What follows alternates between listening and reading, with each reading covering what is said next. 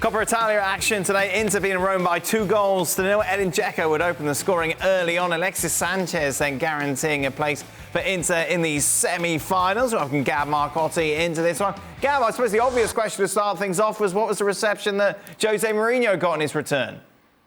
Oh, absolutely tremendous. Obviously, Inter fans remembering that this is the man who delivered the treble back in 2010.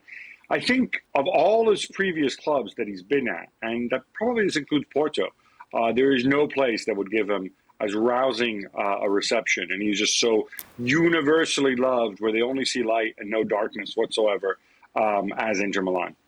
And I suppose the great thing is as well, from an Inter fan's perspective, Roma don't kind of offer that sort of tough opponent, so you can afford them that. And obviously Inter winning 2-0 today. Yeah, I mean, it's not super fair on Roma there, Dan. It does get really uphill when Inter score, almost straight away after just 2 minutes. Roma tried to get back into the game. Zaniolo missed a tremendous one-on-one chance. But then also Inter, hitting the woodwork with Barella before that. And, and just as in the second half, it looked like Roma could be mounting something. Mkhitaryan got into the game. Boom, there comes a killer. A tremendous long-range effort from, of all people, Alexis Sanchez. Check out the goal, because it's as clean a strike as you're going to see.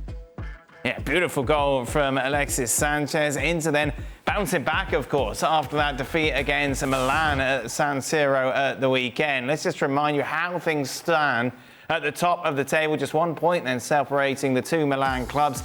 Meanwhile, we'll talk about the title race in a moment, Gab, but let's talk about Juventus, shall we? Vlahovic, obviously, with a dream debut.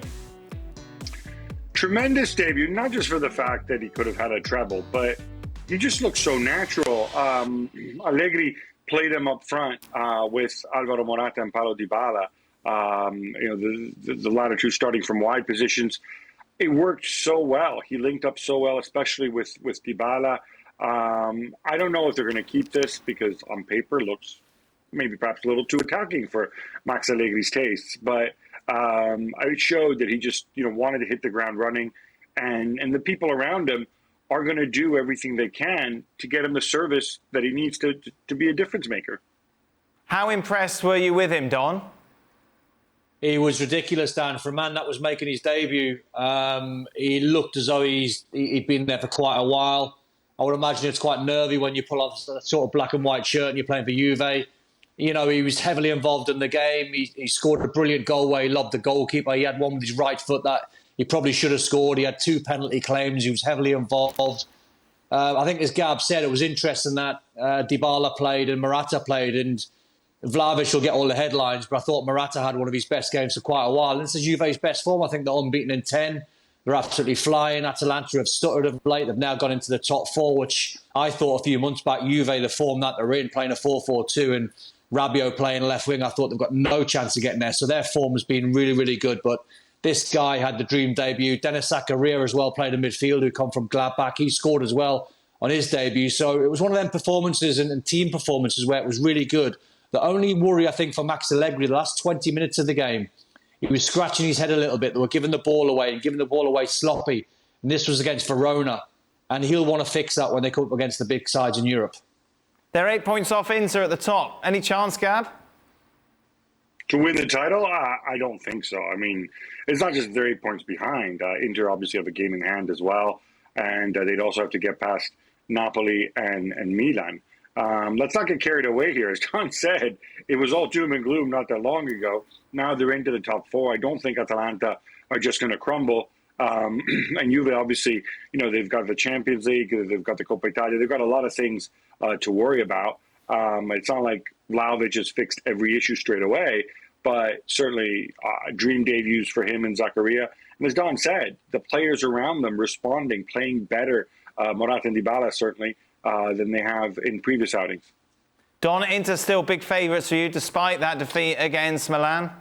I think so, Dan. I thought at the start of the season they were my favourites. I think they bought well after losing 2 or 3 players. I think they're strong. I think the system's good. It suits the individuals. They'll go on a run again, I'm pretty sure.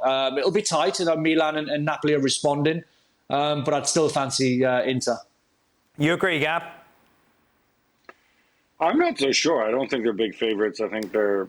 I think it's. We're going to know a lot more after this weekend. Obviously, Inter taking on Napoli.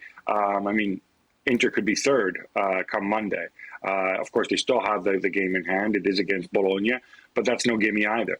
So I think this is a very, very tight title race, and I think it could well stay that way. Milan have their injured guys coming back. Tomori was on the bench. You should start. Inter, by the way, will play Napoli without Bastoni, arguably their best defender. He picked up a knock against Roma, came off. So, and I still think Napoli have other levels that they can go to. So I look at this, and to me, it promises to be a nail biter. Thank you very much for watching ESPN FC on YouTube. For more highlights, analysis, and exclusive content, be sure to subscribe.